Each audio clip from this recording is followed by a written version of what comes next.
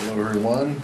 Honored, as always, to be joined by Vice Chair Ted Lieu and also Representatives Sarah McBride and Shamari Figures, new members to Congress who have been amazing advocates for their communities, for the regions, and honored to have them here.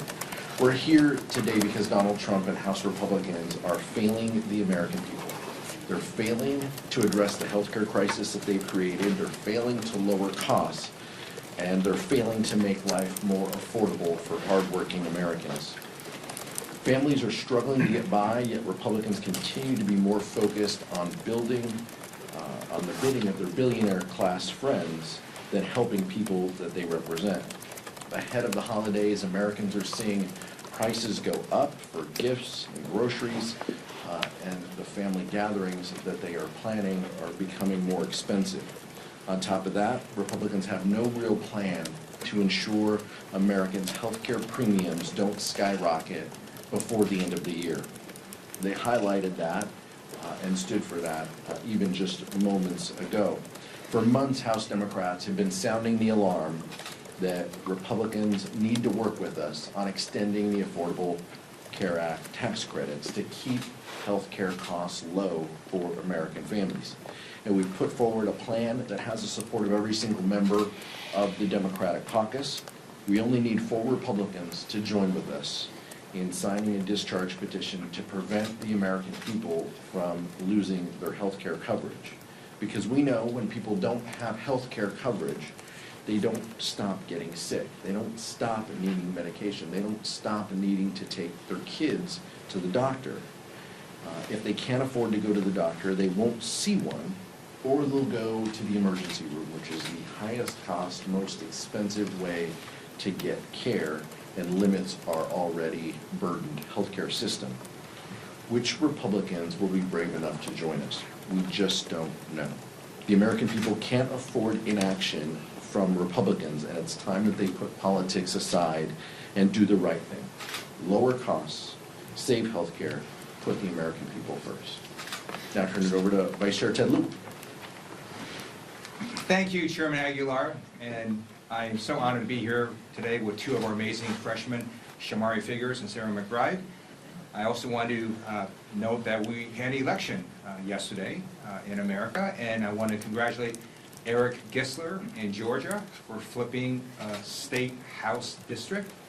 And just to give you some context, Democrats lost that district last term by 22 points. He won it last night. And I want to congratulate Eileen Higgins, the incoming mayor of Miami. She flipped that seat from red to blue, and she overperformed by 20 points. She is the first Democrat in nearly 30 years who's going to be mayor of Miami.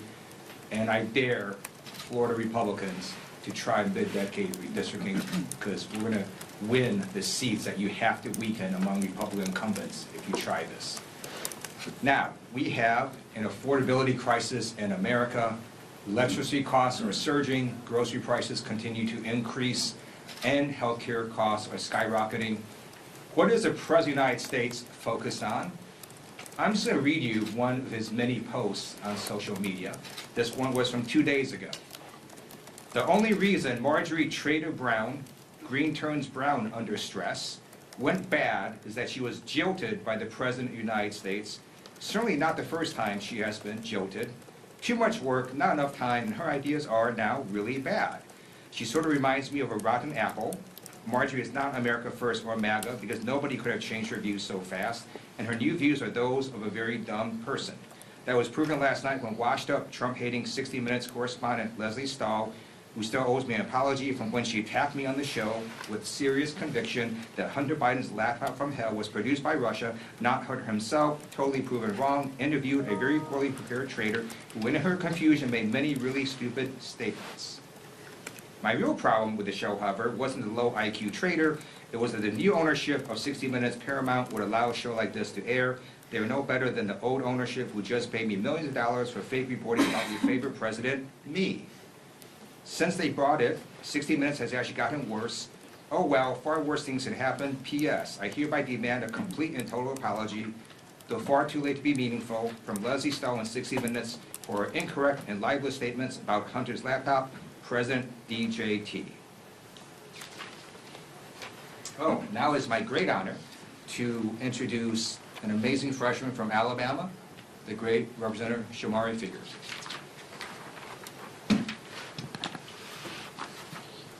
Thank you, Congressman Liu. Look, we're in the middle of a healthcare crisis, and the stakes could not be higher. Millions of Americans rely on healthcare subsidies to be able to afford coverage, and 50,000 of those Americans are located in my district in Alabama. And it's not just a talking point back home. This is real life for people. I represent one of the poorest districts in the country. The individual median income in my district is just north of $32,000. To say that another way, 50% of the wage earners in my district earn less than $32,000. And so when we talk about 50,000 people's healthcare premiums on average increasing by a little more than double in a district where the income is just north of $32,000 on average, it's more than a talking point. It's something that hits people in real ways in real life. It's not something people can afford. And beyond the personal side of it, my district as a whole is one of the worst for healthcare access and outcomes in the country. I have 13 counties in my district. We can only deliver babies in 2 of the 13.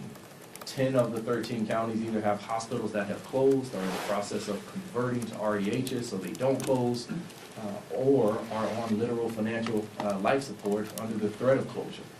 And by the way, the largest hospital in my state capital of Montgomery, which I also represent, which is one of only 2 hospitals in that county, is in the middle of a bankruptcy.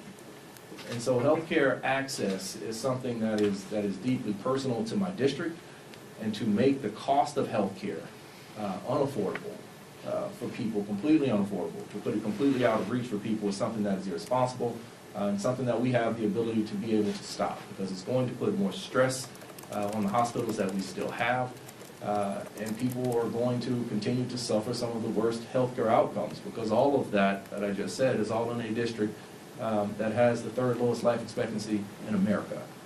And so this is something that we have to get Republicans on board to fix. We just need a few. We just need a few to join us to do the right thing. We need a few to step up to the plate, to show that they understand and they know that supporting life doesn't end at birth. It is something that we can do, and something that we need to do here in Congress to make sure that the American people, in the richest nation that the world has ever known, that healthcare coverage, healthcare access is not something that is a luxury that is only available to the wealthy. It's something that is only available to the few. And so I am proud to stand here with my colleagues to bring up this issue once again, yet again, something that we have been pressuring now for since I've been here in Congress for the better part of the last 10 or 11 months, but something that obviously Democrats have been pushing for decades. And we're going to continue to wave this flag. We're going to continue to beat this drum. We're going to continue to do this on behalf of the constituents in Alabama's 2nd Congressional District and those across this country, because it's the right thing to do. And with that, I'll turn it over to Representative Sarah McBride. Thank you so much to my fellow freshman Representative Figures, and thank you so much Chair Aguilar and Vice Chair Liu for inviting us today. Across Delaware and around the country, families are being hit from every direction. At the grocery store, at the pharmacy, and of course now in their healthcare premiums. In 2024, Donald Trump promised the American people that he would lower costs on day one. But we all know that whether it's his business partners, people who worked for him, or the American people, the one through line throughout Donald Trump's life is that he has never met a promise that he was not willing to break. Because 1 year into the 2nd Trump presidency, all we have are a litany of broken promises and billionaire tax breaks. This affordability crisis is not a hoax. It is a choice by congressional Republicans and by Donald Trump. A choice to impose a tariff tax on small businesses and consumers. A choice to cut food assistance. And a choice to insert a $1 trillion bomb into the center of the American healthcare system. That bomb is now going off. Premiums are skyrocketing. The largest cut to Medicaid in American history is on the horizon. Rural hospitals and doctors' offices are already closing. Trump care has arrived, and it is dangerous and it is deadly. I hear it every single day back in Delaware. Dave, a constituent of mine in Newcastle, pays $350 a month right now for his wife's marketplace plan. Next year, without the ACA tax credits, those premiums will jump to $1,200 a month. His wife lives with a disabling spinal condition, diabetes, hypertension, depression, and takes dozens of daily medications. Without this tax credit, they will lose their coverage that is keeping his wife alive. People like Dave are doing everything right, but Republicans in Congress continue to fail them. It's not too late for my Republican colleagues to do the right thing, to make a different choice. As has been mentioned, we only need 4 Republicans in Congress to demonstrate courage on behalf of their constituents by signing this discharge petition to force an up or down vote on protecting care.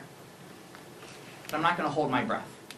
Because while we are freshmen, while we are new, what has become abundantly clear to us in the last 11 months is the only thing that congressional Republicans are more loyal to than Donald Trump is to cutting the health care of the American people.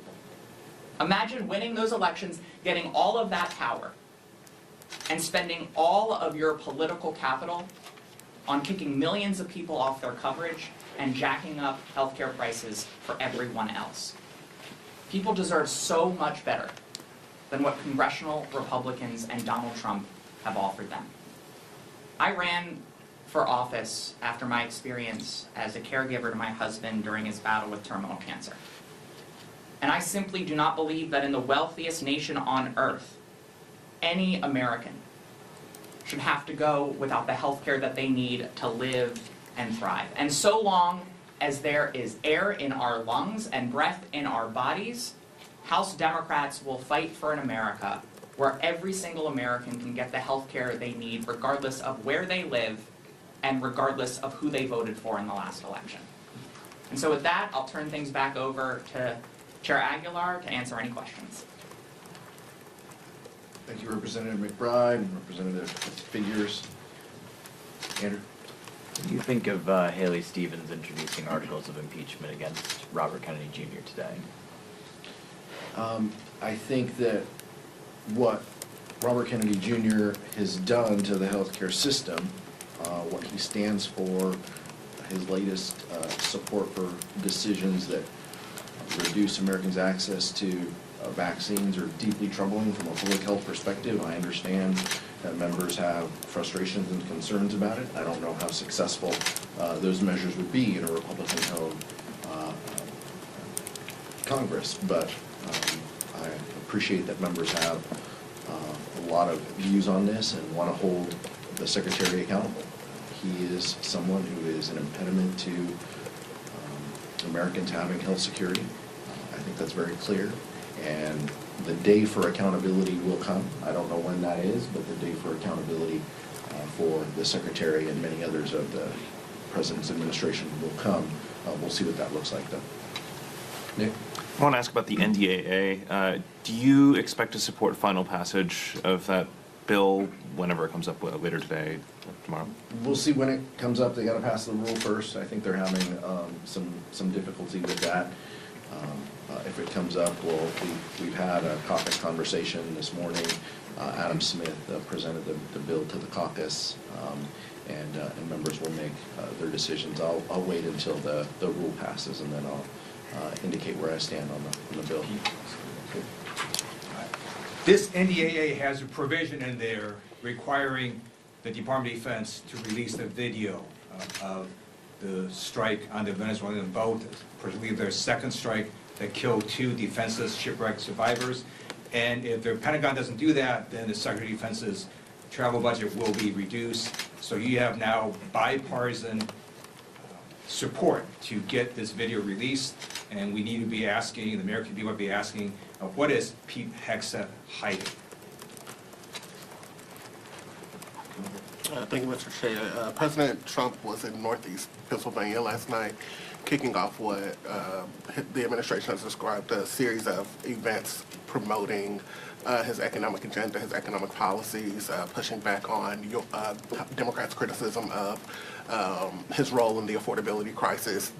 Republicans believe that the more he's out there, the better it is for them and their voters to hear from the president. I wanted to get your thoughts on, do you believe the more that President Trump is out there, that it's advantageous to the case that you all are making about the affordability crisis, given that he's called it a hoax and a con? And just what do you make of the fact that they say that he's going to be out on the road a little bit more, speaking about his agenda and kind of looking to rebut some of the criticisms that you all have waged against him on the affordability crisis? Sometimes it's a long 16 blocks from Capitol Hill to the White House. Clearly, it's taken the president quite a long time to understand the affordability crisis that we're in. I think the event yesterday was one of the first I've seen that the president wasn't attending a sporting event or something else. But saying that the economy is a plus, calling the affordability crisis a hoax, these are things that the American people just know aren't true. He's lying. House Republicans are lying. They know that. They know that the affordability crisis is at their doorstep. They know it is more difficult to live under the Trump economy than it was previously. And they're holding him accountable. And that's coming through, not just in public polling, but it's coming through in our elections. In every election that we've seen, special elections from last night to Iowa months and months ago, to everything in between, New Jersey, Virginia, Mississippi, Georgia, I mean, all of these, Republicans continue to underperform because they have no real solutions. They won't solve the affordability crisis. They're only making it worse, and the American people are smart enough to know that. So I don't think that there's anything that the president can do, because clearly every time he gets in front of a microphone, he's saying something that is an outright lie, and the American people know it. So I don't have any problem with him continuing to go out around the country and to talk about this, because the polling clearly shows that folks aren't paying attention and that they know better. Just a couple of things. First of all, the idea that the American people aren't hearing enough from Donald Trump right now beggars belief. I think everyone in this country hears enough from Donald Trump, and having him go out on the road and stand in front of a sign that says affordability isn't changing that. It also doesn't change the fact that they have no plan to tackle the affordability crisis, and that Donald Trump himself has continued to deny this crisis, calling it a hoax. I think his handlers in the White House are making the same mistake that his handlers in Trump 1 made, which is thinking that they can put together these events and keep this president on message in the way that they want him to be on message. He is always going to speak what he believes, and what he clearly believes right now is that he's doing a great job, that prices are fine, the economy is working well, and that everyone should just go along and get along. I strongly support President Trump going on the road. Even though he is old and weak and has trouble staying awake at cabinet meetings, I am begging the White House to please send Donald Trump to every swing House district. Many people say that Congressman David Valadao in California would love to have Donald Trump visit. Donald Trump can talk about how terrorists are helping the farmers. He can talk about how the racial profiling by ICE is helping Valadao's constituents. And he can talk about how the Medicaid cuts are owning the libs in David Valadao's district. I would love for Donald Trump to go to every House swing district. I think that sums it up. Chair Aguilar, Yeah. have any members of House Democratic leadership talked to the GOP leadership in the House about the healthcare vote? Why do you think they're staying strong on their argument? Because it doesn't seem like there's a lot of flexibility on their part. I can't speak for other members of the leadership team. I can speak for myself. I haven't had any conversations with House Republicans. They continue to recycle old priorities, the priorities that they laid out today in their conference meeting and in front of all of you previously, are all old ideas, 10, 15-year-old ideas that reflect where Republicans are, that basically say if you have money, you can put some money aside to help with your health care. It does nothing to address the millions of people in Alabama's 2nd District who are losing their health care and around the country. Democrats are fighting for that, they're fighting for people to keep their health care, and none of the ideas that Republicans put out today move the needle to actually help the American people keep the health care that they have. Yeah. I'm sorry. Just briefly on that, with regard to the Republican conference's proposals, quote unquote, on the healthcare affordability crisis, the one that they created. This is like an arsonist setting fire to a house and then bringing a garden hose to try to put out a 5-alarm fire. These are no solutions to actually grapple with the healthcare crisis that they created. The Republican healthcare plan was the big ugly bill. The Republican healthcare plan is Trump care, which we are living under right now. The largest cut to Medicaid in American history, a massive cut to Medicare, inaction, letting the ACA tax credits expire. That is the Republican healthcare plan, and that has been the Republican healthcare plan for decades. Because every single step of the way, Republicans in Congress have tried to prevent progress in expanding access to healthcare and have tried to cut healthcare for the American people. And it certainly stands in stark contrast to our proposals, to extending the Affordable Care Act tax credit, to expanding Medicaid, to improving Medicare, and to guarantee that every single American can get health care without breaking the bank. In the middle of this affordability crisis, there is growing concern that the construction of these AI data centers in rural communities specifically could be increasing the cost of utilities like water and electricity. Do Democrats see this as a priority? And if so, is there any bipartisan consensus that this needs to be addressed? Democrats see rising utility costs under this Republican administration as a priority. We see the data, we see the numbers go up. Vice Chair Liu, I'll let speak, is convening some stakeholders to speak with members of the Democratic caucus on these issues. We think rising utility costs are a concern for the American people. One of the first things the administration did was to gut any renewable energy proposals that the previous administration had in place that would have diversified our energy, with lowered costs, made significant investments, those types of things, and his opposition to an all-of-the-above strategy really harms the American people, and is going to continue to rise their costs unless we address it. And the Democrats have ideas and strategies on how to do that, but we're going to need to ensure that we have the gavels in order to deliver on that. Sure. There are a number of reasons why electricity costs are surging under the Trump administration, outpacing inflation. The tariffs, for example, do increase the prices of many products, some of which these utilities do use. In addition, the Trump administration canceled a number of green energy projects, and when you reduce the supply of energy available, you're going to drive up costs. And yes, it's also true that AI data centers also do use a similar amount of electricity. And when you take this in combination, you have electric costs surging. And again, what is Donald Trump doing?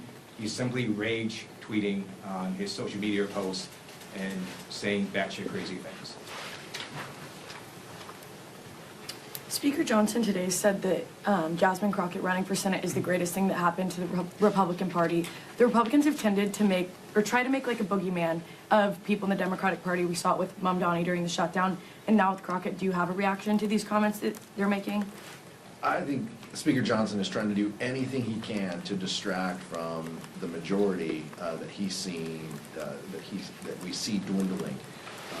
And it's like sand falling through his hands. He just can't keep a hold of it. He sees that. He would much rather talk about a Senate race than he would the Georgia House races that Republicans lost, or the mayor's race that the vice chair mentioned, first time in 30 years that a Democrat has been mayor of Miami. He wants to distract and take away from this because he's losing his grip on his majority. That much is very clear. So the more that Speaker Johnson wants to talk about the national landscape and Senate environment, I absolutely support, because he's losing his majority next November, if not sooner. Thank you. Mike in the back. Thank you. On the ACA subsidies, yesterday we saw yet another plan to extend them 2 years, not the 3 years you want, and it's got some eligibility limits and some HSA, promotion language in there. But it does have the advantage of being bipartisan. Jared Golden's on it, Tom Swazi, a couple others.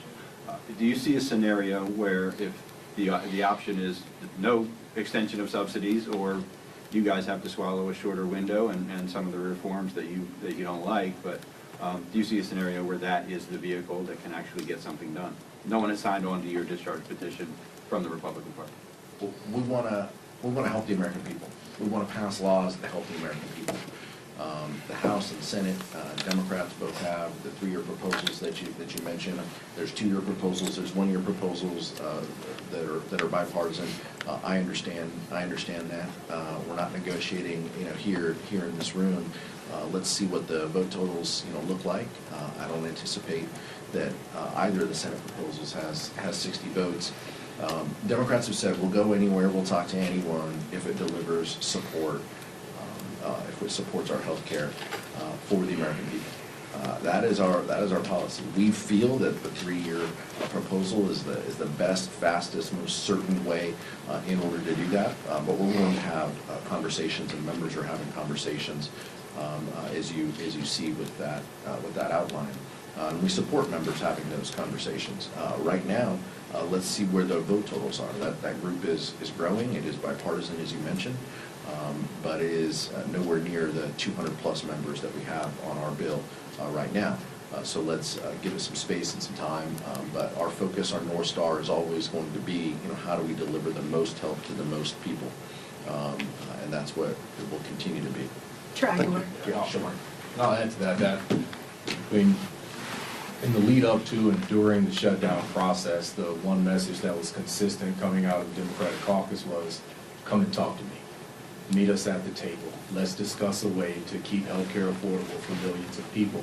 The fact that we're even getting to the point now where there are bipartisan solutions, I think, is an outcome, or bipartisan proposals, rather, is an outcome of that messaging and of that belief and of the strategy of Democrats to be willing and open. It's not even a strategy, it's a core principle, right? Just come to, we all got elected to Congress to come here to try to hash out different deals in different ways where we understand we won't get everything we want, we understand they won't get everything they want, but we should be able to come together as adults in a room and come up with solutions that literally will save lives in this case that is so drastically necessary. So I think, that is progress that we're seeing those sorts of offers on the table.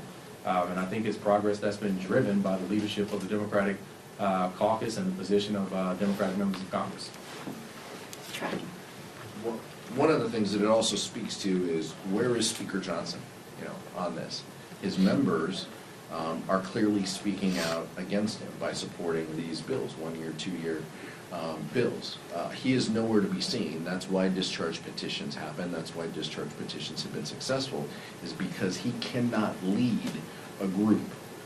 He cannot keep them on the same page because they know his North Star is how to decimate the ACA and hurt the American public, and they know that that's not popular. They're just waking up to it, and they're trying to do something to send a message to their communities that they're aware of it after they voted for the largest Medicaid cut and health care cut in American history. Well, on that, a quick follow then, if I could, because Mike Johnson is not going to bring the Fitzpatrick bill to the floor because, as you say, he doesn't support the subsidies that you do.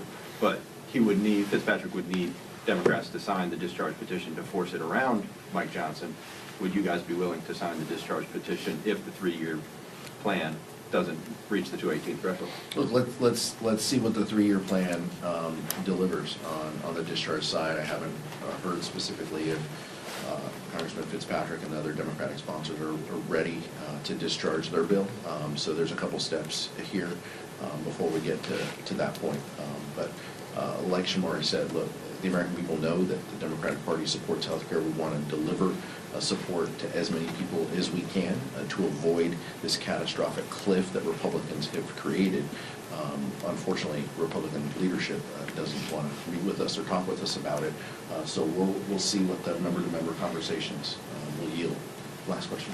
Yeah, on the video of the boat strike, Representative Mike Rogers announced the investigation in the Armed Service Committee has concluded. What are you expecting from this investigation of the boat strike? Well, the administration needs to brief all members of Congress. Some members of Congress have been briefed. I think all members need to have access to the video and to a comprehensive briefing in a classified setting, as well as whatever report is done by the House Armed Services Committee needs to be available for all members to look at and to view. As the Vice Chair said, there are some accountability measures within the NDAA and withholding parts of Secretary Hegseth's budget until the information is released. That's a good start. We need more of this information, and we need to ensure that we understand what the focus will be moving forward as well, and if there are any changes to policy that the Secretary has conveyed to his combatant commanders. Thank you so much.